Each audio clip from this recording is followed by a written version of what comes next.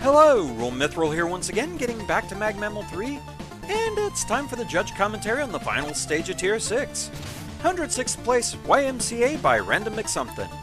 This stage got a 48.6 total, with a 15.8 in design, 9.2 in fun, 8.4 in creativity, 7.2 in aesthetics, and 8 in functionality. Mick.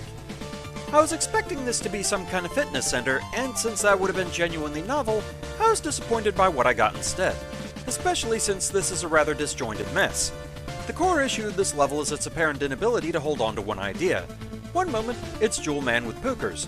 Another moment, it's a Grey Centaur Man with pelicans.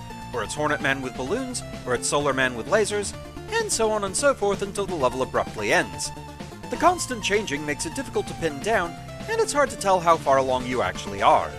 As a result, it borders on incomprehensible. Of course, the key word here is apparent. If you strip away the visual weirdness, you find the level comes back to its earlier assets quite often. That means the difficulty curve is present, which makes the level easier to master with practice. A specific example would be the lasers, which go from covering small areas to sweeping the entire room, and the balloons, which go from stationary non-issues to a mobile menace. There's still a few sections that get irritating, namely pooker sniping or that aggravating final balloon room, but for the most part, the design pieces work. Unfortunately, this is still doing way too much at once. I count over 10 different enemy types, not including the different balloons, and the gimmicks are a similar number. That's a lot more than necessary, and it causes the level to take almost 10 minutes on a good run. Most Mega Man levels only take 2 or 3 minutes a pop, so this is both too long and too populated. That's not to say it uses the assets poorly, but it uses far too much for its own good, creating an incoherent mess where there really isn't one. Shinryu. Well, that was strange to put it mildly. I guess we should focus on the positives first. I think the concept is decent, what with hopping back and forth between different level themes. It could have been executed in a less confusing manner, but even so, there's still some decently well-designed segments here and there. I actually kind of enjoyed the process of figuring out how to get the third token, especially when compared to the other two. Speaking of which, for the green one... Not sure which one you mean because I have random token colors on. Oh, okay, it's the jetboard one. I have to say, most of those jump and slide prompts in the snowboard section leading up to it were really unnecessary, especially once it starts slowing down. That aside, I'm honestly not sure what to make of the rest of this level. Besides the segments listed above, this ended up being one of the most confusing stages in the whole contest for me. Even after going through it multiple times and having gotten all the tokens, I still feel like I missed out on seeing a bunch of stuff in there. The progression is weird, and the platforming challenges keep bouncing from non-threatening to actually engaging. It's all really bizarre, to the point where I honestly got tired of it after a while. This was especially the case during some of the ending segments, where not only did the music not come back after dying, but it also featured a relatively annoying fan segment where I died by clipping into the wall, since the fan at the top of the screen continually pushed me off of one of the ladders during the screen transition. Oh. That's unfortunate. I guess the only remaining positive to this would be the end boss. Master Hand ended up being a pretty enjoyable fight for me, if just a tad jittery with his movements. That said, he doesn't really salvage the rest of the stage. While I like the general concept, the end result is done up in such a confusing manner that I couldn't really enjoy it. Patchy. Yearly Mega Man Contest Acquiescence.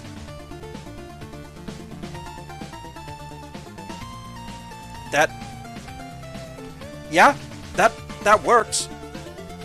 I'm curious how long it took to come up with that, something to actually fit the acronym. I am impressed. Bit of a complicated stage with a somewhat elaborate path of progression. It's not bad though, since it generally does a good job at guiding the player on the right track. It has the player going through various segments of vastly differently themed stages.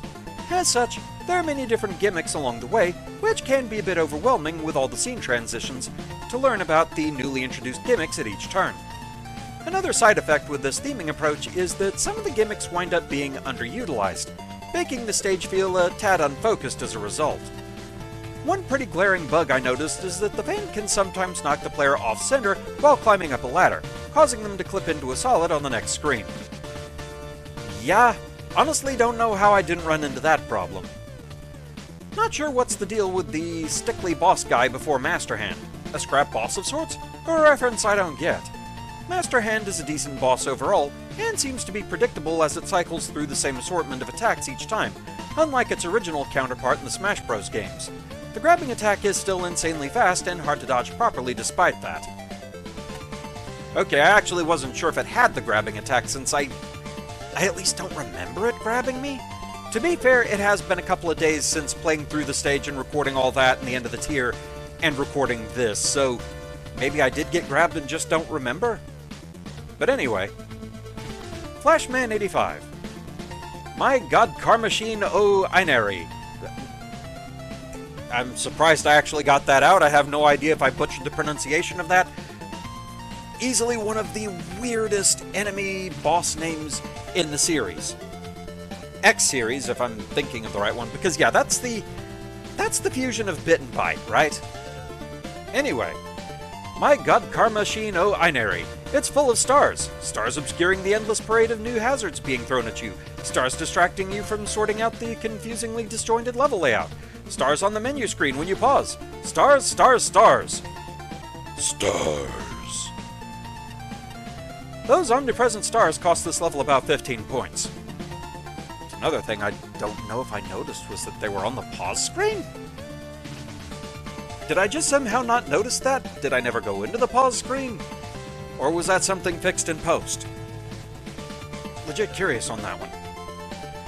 When used strategically, animated effects can make a level pop. When used broadly and continuously for nearly 20 minutes, your level completion time may vary, they become a motion sickness hazard to everyone. Just writing this, I can still see after images of scrolling stars, and it's giving me a small headache. Underneath all the stars is an ambitious level that never quite works. Jumping around between areas with unique aesthetics and challenges is interesting, but not terribly meaningful without a narrative or gameplay thread tying them together. How many times will Mega Man need to fight a boss that apparently has nothing to do with the level? Maybe only the sea memes on his hand knows for sure? Confused by that statement. Rampant flaws degrade the experience further. I died twice to cheap pits. Once due to an absent section object and once due to a pit trap looking identical to the screen exit I had just used. The difficulty ranges from underwhelming, e.g. balloons keeping platforms anchored in place, to overwhelming, e.g. balloons plus fans plus fire. Switch puzzles are clumsy, though I appreciate the idea of trading visibility for solid platforms. I also appreciate the rotating lasers, slow sled, big blue squid, and funky helicopter enemies, especially the large one. The solar and centaur areas are highlights, as is the music selection. Maybe this feedback is disappointing, but there's no need to feel down. Pick yourself off the ground and channel that disappointment into a resolve to deliver a tighter, simpler experience next time that isn't cluttered by stars. And A-Spark. I'd, quote the song, but none of the lyrics really apply to this stage. No, not the Mega Man 5 kind. Oh, never mind. The very start of the stage shows a very well thought out, deliberate level structure. As soon as you hit the Hornet Man section, the quality fluctuates wildly, which continues all the way through the rest of the stage. With such short segments, all involving different gimmicks and themes, there's no time to build upon and explore the ideas that the stage has. The entire stage is a mishmash of undercooked elements. There are a few that had promise, such as the Frostman sled area, light switch toggle block combination, and shallow water rooms. These were not even remotely explored, and due to the number of gimmicks elsewhere in the level, these were quickly crowded out.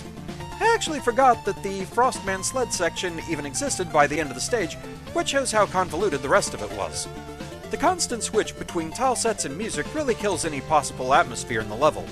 I acknowledge that Identity Crisis did this, but it actually gave time for each segment.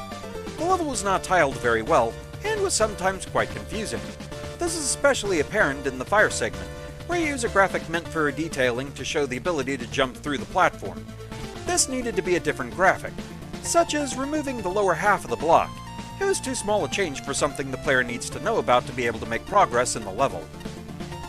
Yeah, I remember getting stuck in that room for a moment thinking I had to use utilities to go further in the room before noticing the cracked tile. It probably could have been made a bit clearer. The first helicopter mini-boss plus Master Hand were both fairly fun fights. The helicopter felt like a Mega Man mini-boss where it did not overstay its welcome. Master Hand had an interesting variety of well-thought-out attacks, although there was a bit of wonkiness with its hitbox on a couple of occasions. The boss had a logical second phase to the fight, but also did not overstay its welcome for being a 2 health bar boss. There were a couple of places where checkpoints were placed awkwardly, such as not after one of the mini-bosses, and in a couple of overly long instant death segments, especially the second visit to Hyenaman. The auto-scrolling room at the end of this area felt entirely out of place and was quite buggy, as various objects spawned or despawned too early. The heart token was good, but the other 2 were obnoxious and finicky weapon challenges. Realistically, if half the gimmicks, themes, and mini-bosses had not been included, we could have had a solid level. This is messy and cluttered. It's not all that fun to stay at the YMCA. Hey, I kinda worked in the lyrics after all. Sorta. Maybe. Why do I hear a propeller noise? So, yeah, overall, again, this stage I think does fall into the same category that a lot of the stages in this tier did, of good, interesting ideas, just maybe a little too ambitious, needing a bit of tightening up. Overall, the stars thing, that's very much a matter of opinion. It didn't bother me, but I can see where it would get annoying for some players. I'm, in a way, almost surprised that this didn't warrant a motion sickness warning. I know Flashman was talking about that, so I don't know if it was just, if there was disagreement of just how bad that effect really was. I get what they were going for, but yeah, that constant effect over the entirety of the stage, I can see where it would get tiring for some players. Overall, this stage, there is a weirdness to it. It feels a lot more convoluted than it really is. Like, progress does somewhat feel linear. Like, the only thing that really is going off the beaten path is that one point where you do have a choice of 2 teleporters, one of which is purely optional but does lead to one of the tokens. And that's, I think, about the only place that you can technically miss going. Everything else is just logical progression through teleporters. Just go as far as you can, go to the next teleporter, go through it, and you're in the next segment, and that's basically what it is. So the stage feels confusing, but really isn't, which is kind of odd, but does make sense in its own weird way. It does make the stage feel at least a bit more cohesive, but yeah, it does kind of lose its identity a bit by trying to do a little bit too much. It's one of those where I get what the designer was going for, but it maybe wasn't quite handled in the right way. It maybe is a little bit too ambitious for its own good. I do stand by it is an interesting idea. I would be interested to see a better way of doing it. But overall, not a bad stage. I enjoyed playing through it. So with that, thank you very much for watching. There's no judge commentary for the boss stage, of course. Hope you're enjoying the series so far, and I shall see you again next time. Until then, fare thee well.